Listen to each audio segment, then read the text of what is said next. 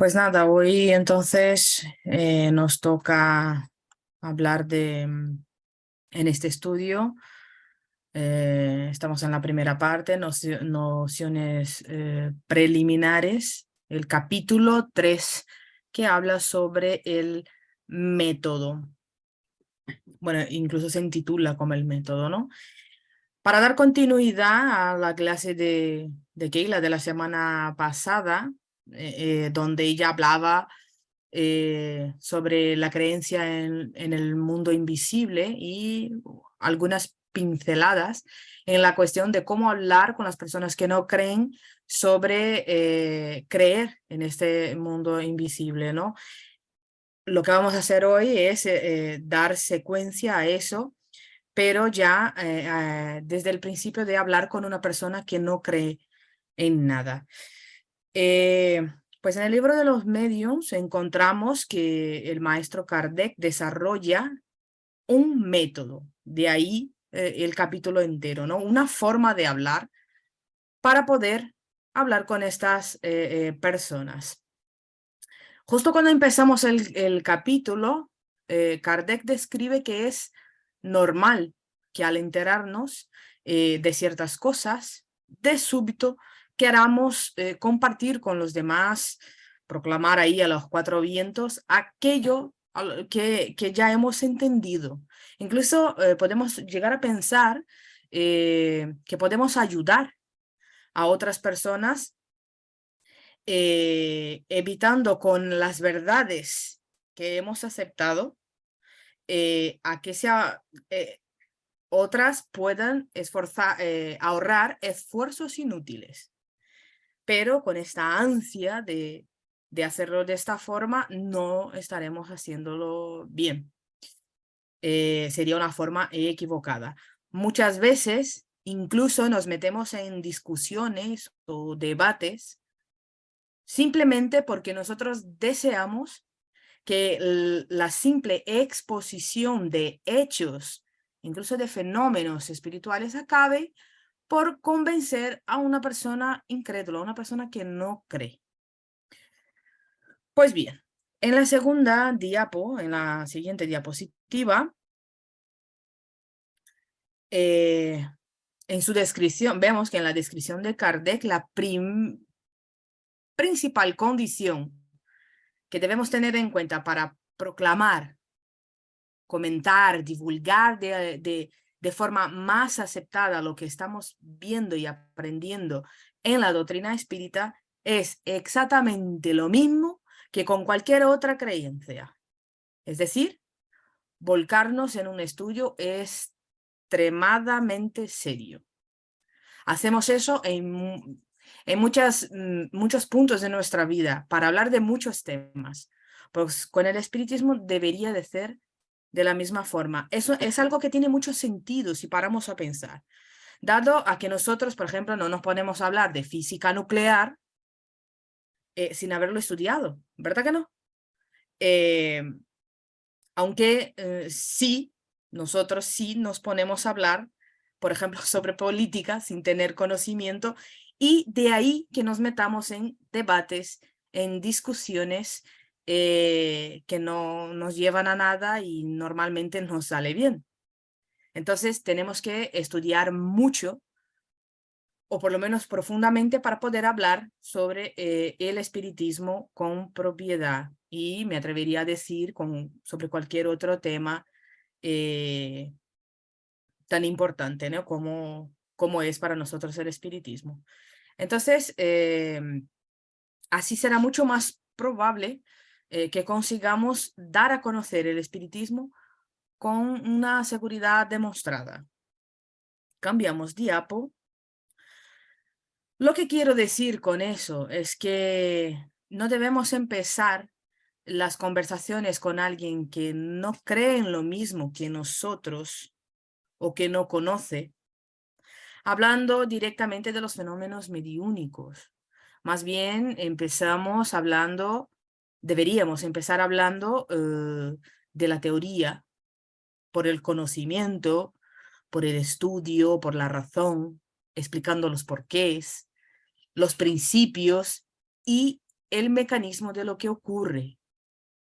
De eso también hablábamos la semana pasada cuando tocamos el punto de que si supiéramos el mecanismo de todo, si no me equivoco lo mencionó Valle, el mecanismo de todo, dejaríamos de titular como sobrenatural muchos fenómenos, muchas cosas, porque entenderíamos que es totalmente natural, es decir, que muchos fenómenos, hablamos la semana pasada, sí que es parte de una ley natural, que a veces no llegamos, bueno, nosotros no lo entendemos como tal, pero es algo que si lo estudiamos llegaremos a entenderlo y no lo vamos a titular más como algo que no es.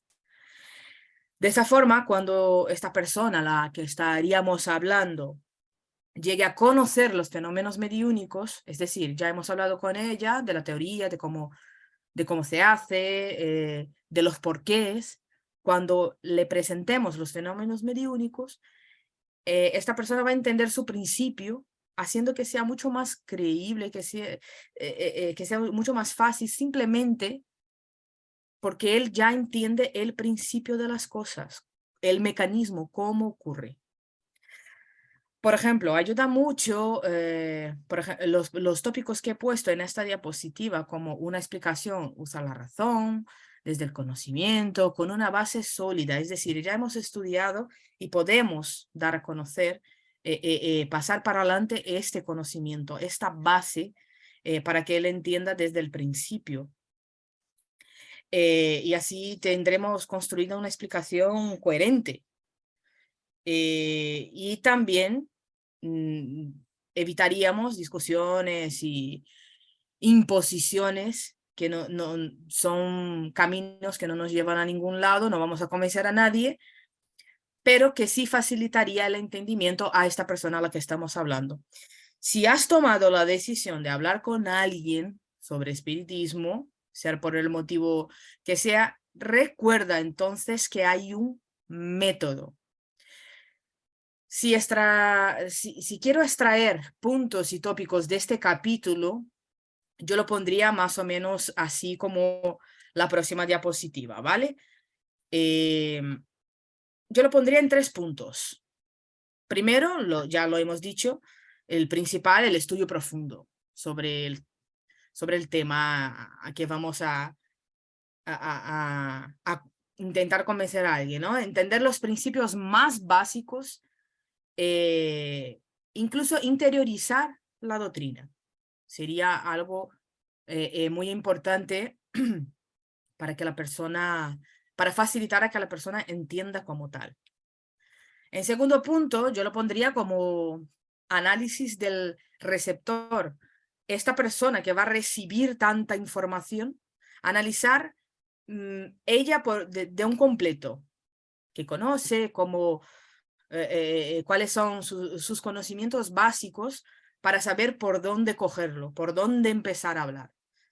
Saber en qué cree esta persona, qué carencia tiene, cómo entiende las cosas más simples. Y en tercer punto, una explicación, lo que estábamos diciendo, que sea de forma creciente, que crezca desde el más básico hasta lo más complicado. Para que esta persona pueda como subir escalones, sería como subir escalones y así no, por ejemplo, como estábamos hablando de presentar primero la teoría para después de los fenómenos mediúnicos, sería empezar desde la base hasta algo más complicado de entendimiento, porque todos nosotros empezamos no conociendo el básico de todo ni los principios de todo. Vamos aprendiendo y cuando vamos a explicar debería ser de la misma forma. Cambiamos diapositiva, por favor. Entonces, en ese primer punto que hablamos del estudio, se refiere a un estudio profundo de las enseñanzas, al entendimiento de lo más básico, para tener de dónde empezar a construir nuestra explicación. Y digo eso porque cada uno explica de una forma. A lo mejor yo entiendo mejor si explica a alguno de vosotros. es posible. O si explica otra persona. Seguramente todos vosotros entenderían mejor esta clase si la que hablara fuese Rosa, por ejemplo, que siempre dice, ¿entendemos eso? Es mucho más fácil entender a ella, por ejemplo, que a mí. Para algunos. A otros entiende mejor a Roberta, ¿vale? Entonces, habría que estudiar mucho para poder entenderlo bien. Os daré un ejemplo de eso. Debemos entender que estamos enseñando sobre espiritismo. Pero no puedo enseñar porque a veces pienso, ¿no? Que no puedo enseñar porque no tengo todo el conocimiento. Kardec nos muestra que la palabra enseñar también tiene otras etimologías que nos alcanza a poder usarlas. Por eso digo, a veces creemos que no tenemos base para hacer ciertas cosas, pero no es así, para poder enseñar, pero no es así. Kardec dice, y cito textualmente sobre lo que él entiende por enseñar, ¿no? La enseñanza desde la cátedra o de la tribuna no es la única. Hay también la de la simple conversación. Toda persona que quiere persuadir a otra, ya por la vía de las explicaciones, ya por la vía de las experiencias, también enseña. Es decir, entonces, si me propongo y tengo el conocimiento, yo también puedo enseñar. Y entonces debemos hacerlo de la forma correcta. Sin poner en duda esta afirmación de Kardec, lo que acabo de leer, dado a que era un gran pedagogo, entre otras cosas, y también un gran profesional de la enseñanza de la época, pero se me ocurrió buscar hoy en día, por ejemplo, en la RAI, que dice sobre la enseñanza. Y básicamente, como dan cuatro definiciones, yo me quedaría con la segunda, que dice que es sistema y método de dar instrucción. Ejemplo, la tercera, ejemplo, acción o suceso que sirve de experiencia, enseñando o advirtiendo cómo se debe obrar en casos análogos. Yo me quedaría con eso porque para mí dice exactamente lo que ha dicho Kardec en aquella época, es exactamente lo mismo. Y yo entiendo que yo también puedo hacerlo. Notamos que según su definición, nosotros no solo podemos, como debemos estar instruidos y así poder enseñar a alguien en este sentido. Y volviendo al tema, hemos dicho que tenemos que entender conceptos básicos. Así podríamos construir una explicación mucho más creíble o plausible o con un argumento fuerte. Otro ejemplo es el que tenemos la idea preconcebida que basta mostrar los hechos y que no se puede rebatir y la persona se va a convencer por sí. Y la experiencia del maestro Kardec, el de la enseñanza, demuestra que muchas veces ni es lo suficiente ni funciona. Otro concepto que con el estudio debemos entender es que el espiritismo, es decir, en el espiritismo, la cuestión esa es una frase que me ha impactado bastante, ¿vale? En el espiritismo, la cuestión espíritu es secundario y consecutiva. Y eso es muy importante que lo tengamos muy, muy, muy claro, ¿vale? Para no equivocarnos con esta frase principalmente. Es aquí donde casi todos nosotros tropezamos y divulgamos conceptos erróneos, haciendo que otros tengan ideas equivocadas sobre la doctrina. Podremos hablar de algún caso y entonces para eso entraríamos en el segundo punto, ¿vale? Tengamos en mente eso, que aunque no hace mucho que estudio el espiritismo, pero tampoco hace poco, es algo que me impacta bastante. Debemos tener eso en cuenta y entender qué es lo que significa que la cuestión espíritu sea secundaria y consecutiva, y no sea lo principal, lo primero, la teoría, la base de todo. Pero entender lo que estoy diciendo, ¿vale? Dentro de esta cuestión. Entramos en nuestro segundo punto. Cambiamos la diapositiva, por favor. Cuando hablamos con alguien que no cree en los espíritus, por lo general son personas materialistas. Cree en lo palpable, en lo físico, en lo material, conocido. Hablar de espíritu que no es tangible, que él no lo puede tocar, es hablar de, para él, de lo que no es materia, pero por lo menos una materia que no es conocida por la ciencia actualmente o no es reconocida como tal. Con lo cual, por más hechos que le enseñemos, seguirá pensando que físicamente es imposible. O sea, es empezar a construir una casa por el tejado. Él no admite el hecho porque no cree en el principio, es decir, para él la materia que él conoce, la materia como él lo entiende, la que puede palpar. En este caso no lograríamos absolutamente nada. Si nosotros entendemos que toda enseñanza metódica avanza del conocido al desconocido, perdón, a lo desconocido, podemos elaborar explicaciones que parta del principio conocido para esta persona, en ese caso de un materialista, la materia física. Así podremos hacerle entender que hay algo que se escapa a las leyes de la materia.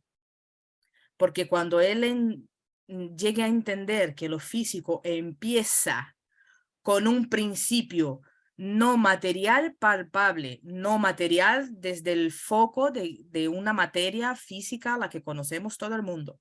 Es decir, que el ser humano, materia, nosotros, materia, físicos, tiene una vida porque tiene un alma, tiene un otro principio, un alma, nuestro espíritu encarnado, ¿vale? Él terminará convencido de que toda esta materia, este cuerpo, que él puede ver, que puede tocar, tiene algo más. Llegará incluso, bueno, es posible que llegue a reconocer que tenemos alma y por eso nuestro físico, esta materia funciona. Si logramos que tenga una opinión sobre su alma, podremos hablar de espíritus, porque ya entenderá y reconocerá otro principio que no es la materia reconocida por las leyes físicas. La persona debe entender que todo objeto, materia que se mueve o funciona, parte de algo, de un principio que nosotros no vemos. Como por ejemplo, yo que sé, un coche. Un coche funciona, es una materia entera grande.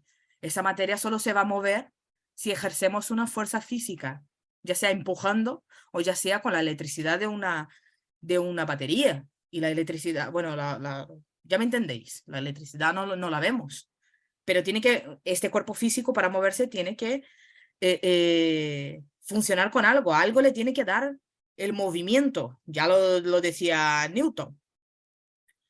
Hasta que entienda que hace falta algo para que este cuerpo físico, esta materia, también tenga vida y entonces así se formará una opinión en él de su propia alma. A partir de ahí será mucho más sencillo concluir que nuestra alma es nuestra individualidad y sobrevivirá a la muerte del cuerpo físico. Es un principio, ¿vale? Pero luego vosotros, bueno, luego me preguntaréis, ¿pero cómo decimos eso?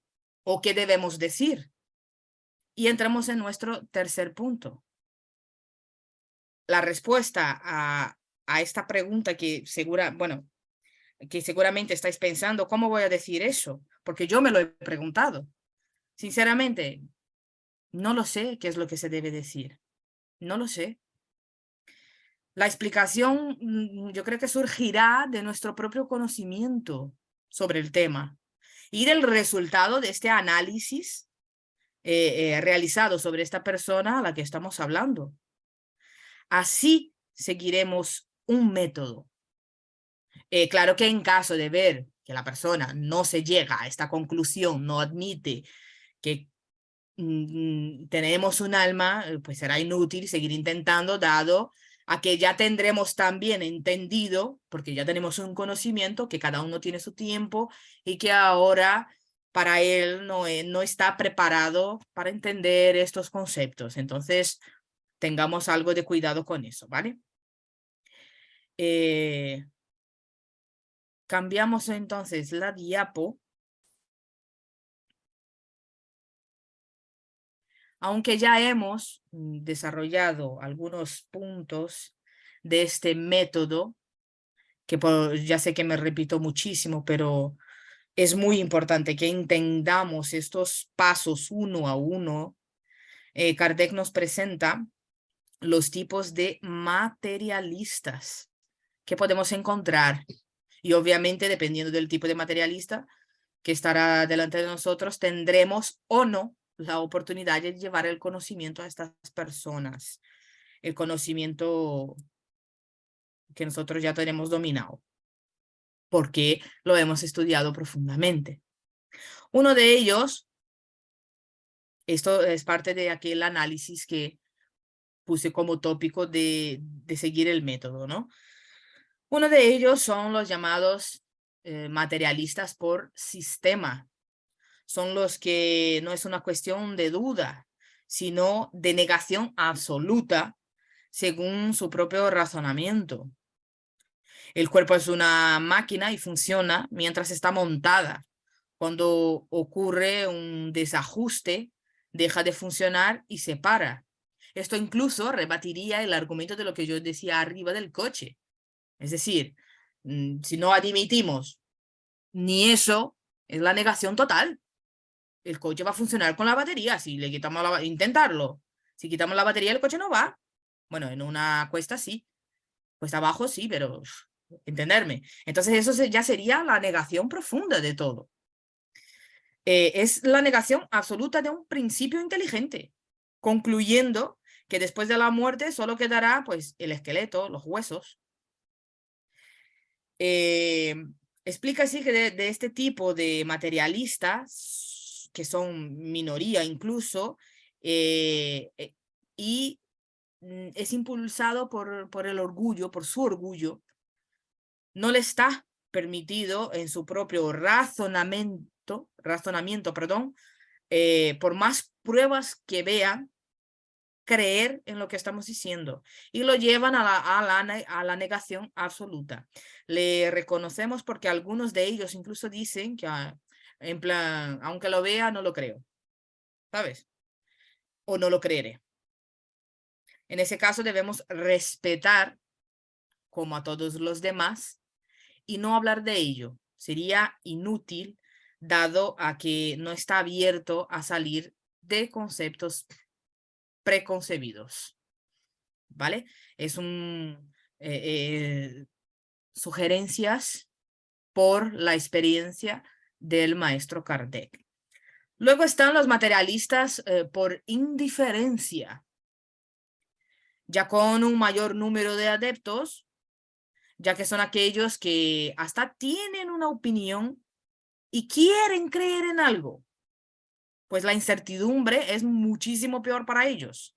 Sería suficiente para ellos presentarles una explicación razonable, pero que mismo que él reconozca que hay sentido en lo que dice, su orgullo y miedo a lo desconocido para él no le permite creer.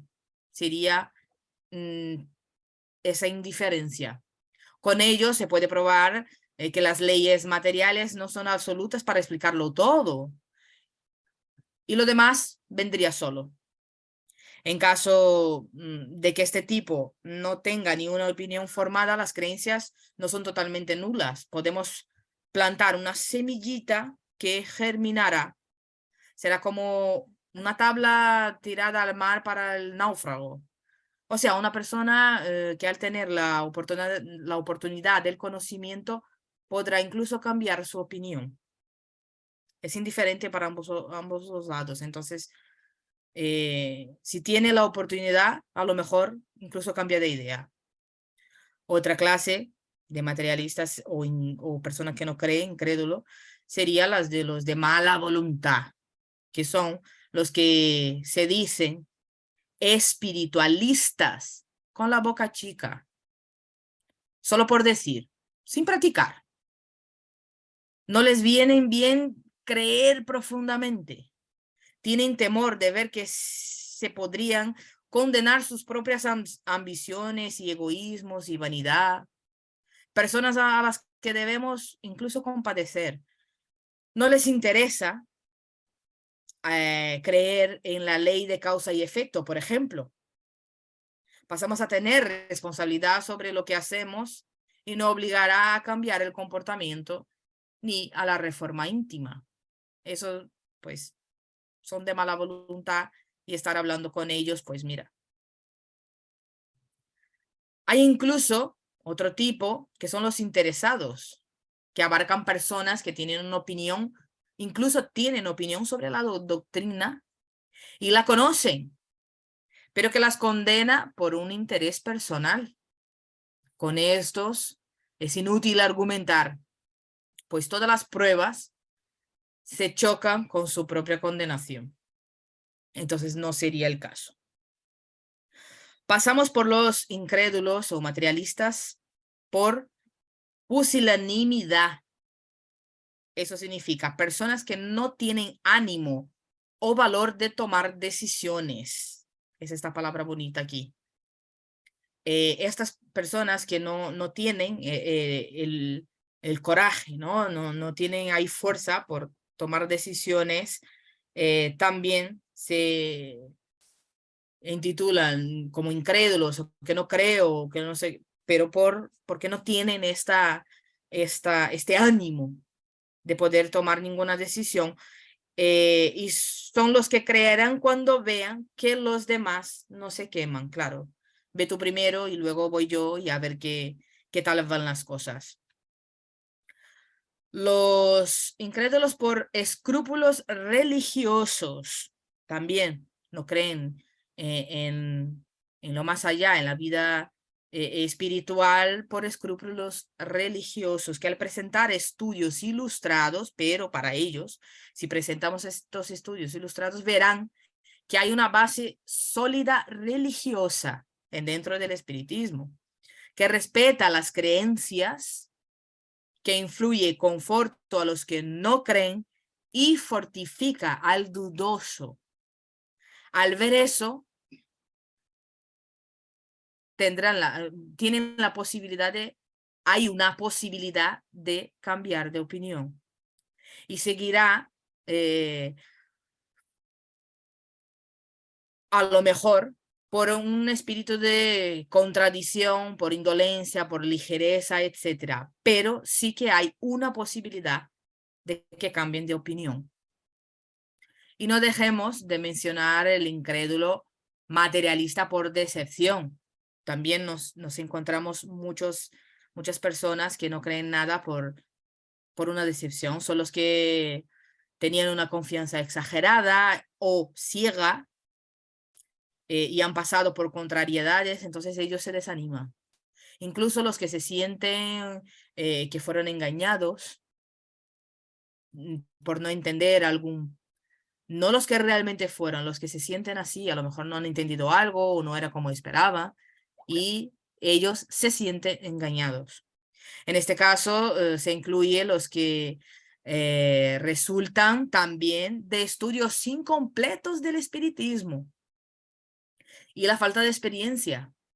También son incrédulos por decepción, porque no se han profundizado, no han entendido, no han interiorizado lo que han visto del espiritismo y entonces se pone en la lista en el lado de los que no creen. La falta de estudio perdón, la falta de experiencia y un estudio incompleto lleva a una comprensión equivocada del espiritismo, también esperando respuestas de lo que no están preparados a saber. Los que creen o quieren ver adivinanzas, espectáculos extraordinarios, si el estudio no ha sido completo desde el principio, desde la base sólida, las personas sí que pueden llegar a pensar y a creer que dentro de la doctrina espírita, en un centro espírita, se hacen cosas espectaculares. Y cuando llegan allí y ven que no es así, pues se decepcionan mucho. Y eso es algo que ocurre muy a menudo. Y es muy triste. Porque como he mencionado ayer en uno de mis comentarios en la clase, es que te pongas como te pongas a leer el principio de las obras básicas de cualquiera uno de los libros, dicen lo mismo. Hay que estudiar. Hay que estudiar, busque lo que estés buscando, haya llegado al centro espírita, al espiritismo, a esta doctrina, por los motivos que haya llegado, el principio es siempre el mismo. El principal concepto es siempre el mismo. La condición es siempre la misma. Estudiar. Si no, no vamos a entender. Pero como mucha gente, bueno, muchos de nosotros somos muy inmediatistas, pues empezamos por la mitad, empezamos por la casa por el tejado, empezamos por los fenómenos mediúnicos, no lo entendemos como tal, nos entra la curiosidad, formamos una idea errónea, esperamos que el centro espírita nos alimente esta idea errónea y cuando no es así, se decepciona. Hay una clase que no se puede posicionar donde los opositores, y que son la mayoría, pero que son susceptibles a creer. Kardec lo describe que son los que vacilan, tienen una vaga idea del espiritismo, no es que no lo creen, pero que tampoco creen mucho. Tienen una vaga idea y necesitan que sus pensamientos sean estructurados porque tienen más facilidad para entender los conceptos de la doctrina. Necesita ahí un empujoncito para poder ahí organizar las cosas como tiene que ser. Sería muy importante. De igual manera, como tenemos ahí los tipos de materialistas o de incrédulos, vamos a encontrar clases de creyentes también, de la gente que cree. Kardec lo cita como dos, los que son espiritistas sin saberlo, también conocemos a unos cuantos, y espiritismo sin saberlo, sin haberlo oído jamás sobre la doctrina.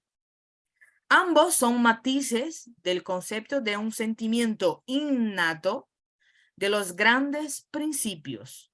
Se reflejan en sus obras, discursos, enseñanzas. Ejemplo de ellos son, por ejemplo, por decirlo de alguna manera, filósofos, poetas, oradores. Y yo me atrevería a decir incluso otras personas que conocemos que no son espiritistas, no pertenecen a ninguna religión, pero que tienen este principio básico de respeto, de caridad, de amor al prójimo. Son personas que conocemos que sabe que practica la caridad activa y son estas, digamos, estos espiritistas que no han escuchado jamás hablar de espiritismo. Y de los espiritistas, como no, vamos a encontrar algunas clases, ¿vale? Todo eso está, por favor, entenderme bien, todo eso está en el capítulo del libro de los medios, el capítulo 3, ¿vale? Kardec los ha encontrado como los que creen simplemente en las manifestaciones. Es solo una ciencia, observación y curiosidad. Punto. Nada más. Hay otros, los que entienden que son más que hechos, no cambian el comportamiento, entiende, pero no practica. Venga, vale. sé que no, que el espiritismo es un poco más que hablar con los espíritus, pero bueno, ahí vamos. No, no hago mi reforma íntima, no, bueno, no hago nada, así vamos. Pero soy espírita. Venga, vale. Los que también están los que sí practican, entiende y acepta las consecuencias de la lucha por su evolución. Porque ya hemos dicho en otras clases, cuando hablamos de algunos otros temas, que también aceptar la doctrina espírita, vivir la doctrina espírita, actuar como el verdadero espírita. Creo que cuando hablábamos del comportamiento espírita, ¿no? De los espíritas. También tiene una consecuencia, hay que hacer un montón de cosas, no es así de sencillo, no es así de fácil. Es difícil, es bastante difícil. Pasamos a tener condiciones que como espíritas que no esperábamos antes, ¿sabe? En el día a día, en el cotidiano. Y entonces la persona entiende y acepta estas consecuencias y la regla de su conducta es la caridad. Son los llamados espíritas cristianos. Luego hay espíritas exaltados, con confianza ciega, sin comprobación, sin entendimiento del concepto, hacer el bien y, y tener una evolución, que son básicamente objetivos de espíritus mistificadores. Una vez reconocemos, hemos hecho nuestro análisis, reconocemos el tipo de incrédulo, materialista o el tipo de creyente, espiritista, concluimos que no necesitamos discutir sobre espiritismo. Ayer, Rosa creo que hablaba en la clase, o Valle ha lanzado así de repente en medio de lo que estaba hablando una pregunta. Debemos discutir, vale la pena discutir con alguien sobre eso, que no cree. Si no me equivoco, el comentario era ese. Pues ya lo tenemos, ya lo hemos concluido. No, no vale la pena, no necesitamos discutir sobre el espiritismo. Pero que con el método adecuado a cada uno, a cada persona incrédula, podemos enseñar. Sí, sí, podemos enseñar. Ya hemos visto arriba, Kardec nos dice que sí podemos enseñar. Divulgar el verdadero espiritismo. Sí que es posible siguiendo este método.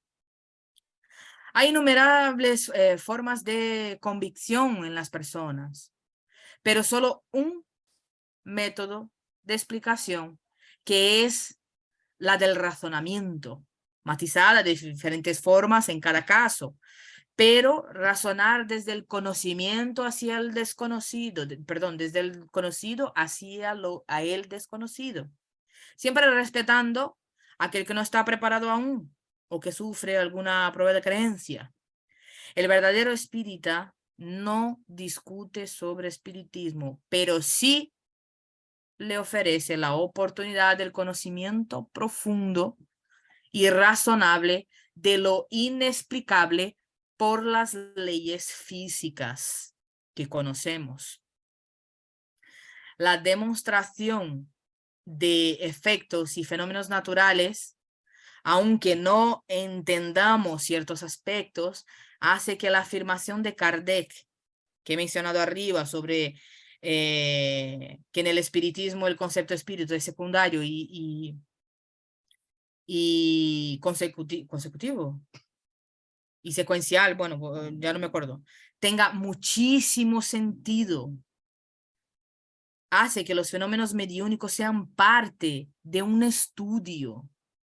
Al igual, yo que sé, que las tormentas eléctricas son estudiadas por físicos, climatólogos, o que el movimiento de los planetas sean estudiados por los astrónomos. Son fenómenos que son parte de un estudio, que por más que te gusten los planetas, para entenderlos y saber dónde están o cómo se mueven o qué es lo que hay allí, primero debe entender ciertos conceptos del espacio. Si no, por más que te guste, digo yo.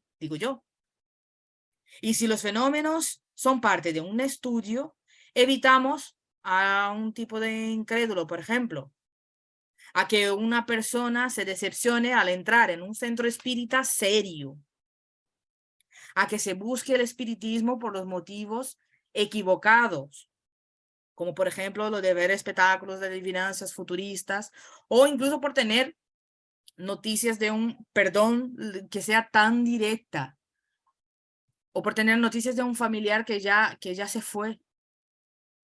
Perdona por dar ejemplos tan directos, pero es que eso se ve muchísimo, muchísimo. Y nosotros podemos evitar todo eso.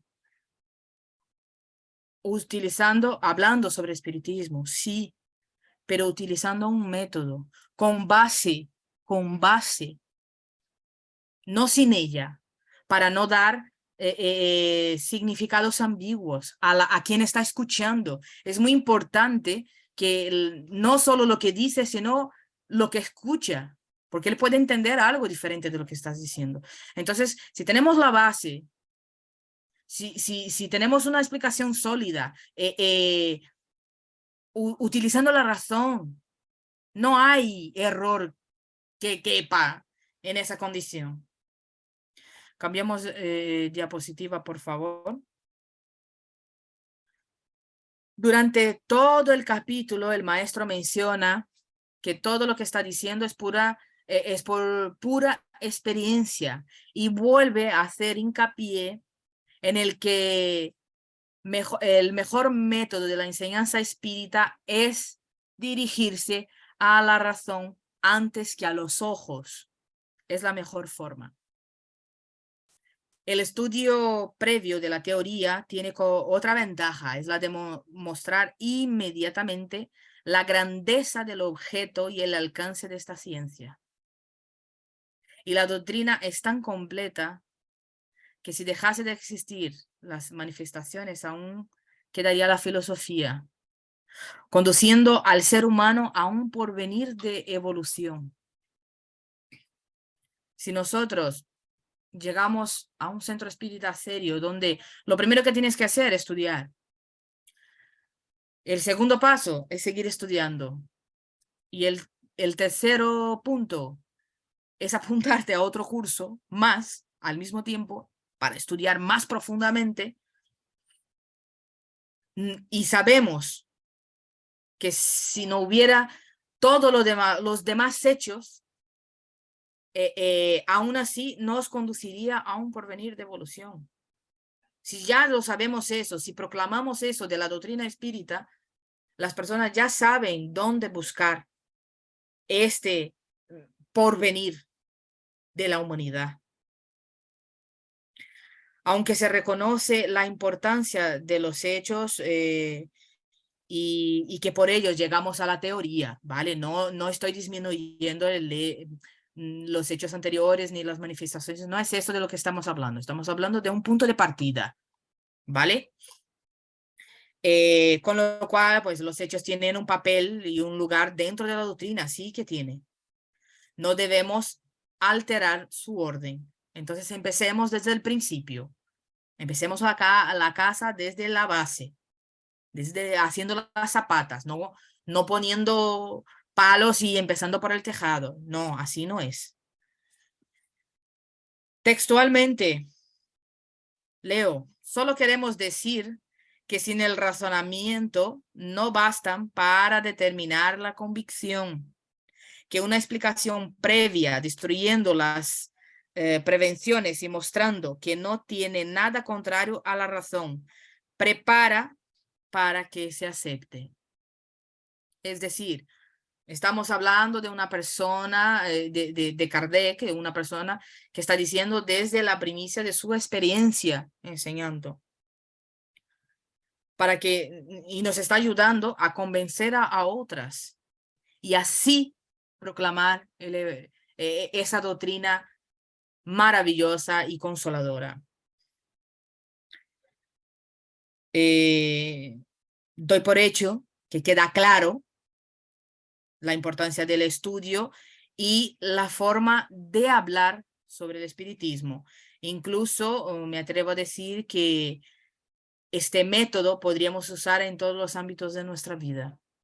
hablar de las cosas, sobre todas las polémicas, si tenemos conocimiento. Sin ellos, casi que mejor no, y evitamos muchas cosas que, desacuerdos que no hay necesidad de que pasemos.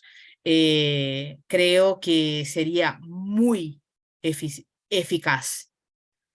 En los últimos ítems del capítulo, Kardec sugiere que si queremos adquirir más conocimiento, aconseja este orden de lectura. Ayer incluso, gracias Rosa, perdóname. Ayer incluso hablábamos de eso. El qué es el espiritismo, Valle lo ha puesto en alguna diapositiva ayer cuando hablaba del tema. El libro de los espíritus, el libro de los mediums, el evangelio según el espiritismo, el cielo y el infierno, la Génesis y la revista espírita. Perdón, antes he dicho que Kardec aconseja este orden de lectura, me he equivocado, perdonarme.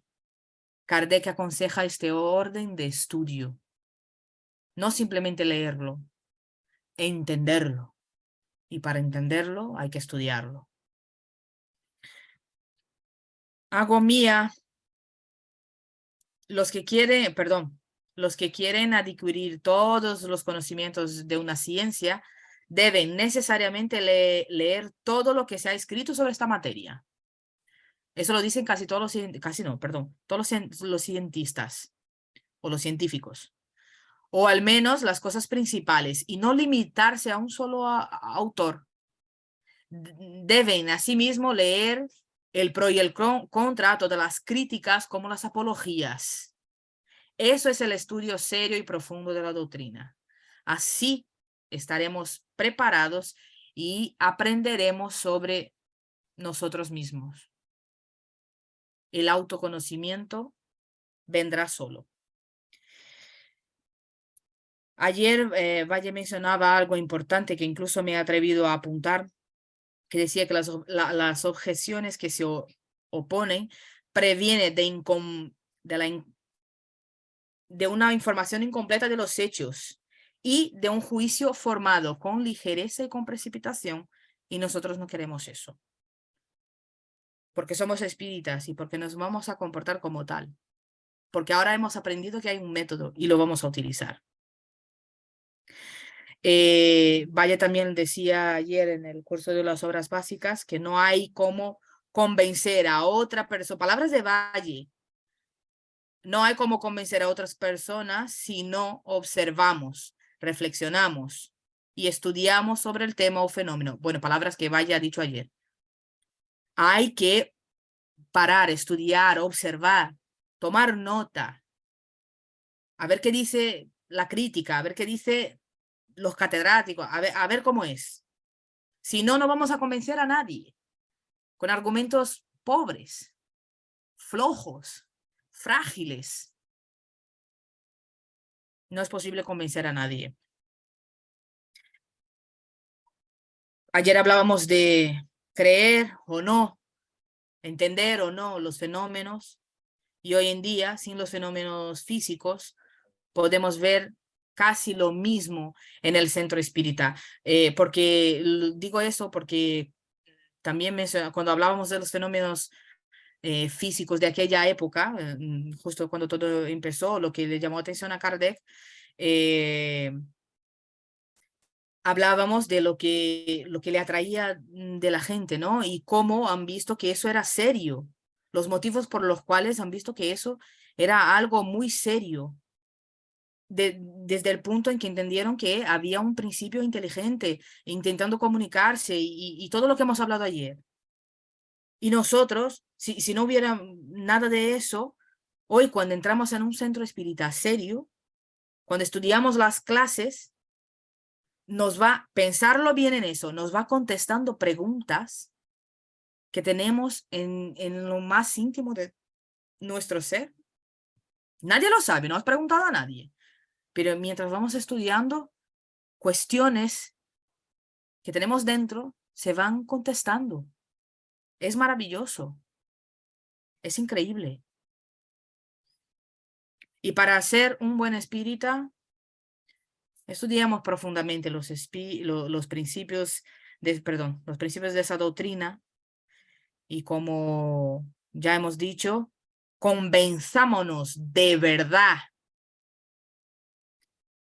con base y propiedad, así podremos poner será más fácil para poner en práctica lo que aprendemos.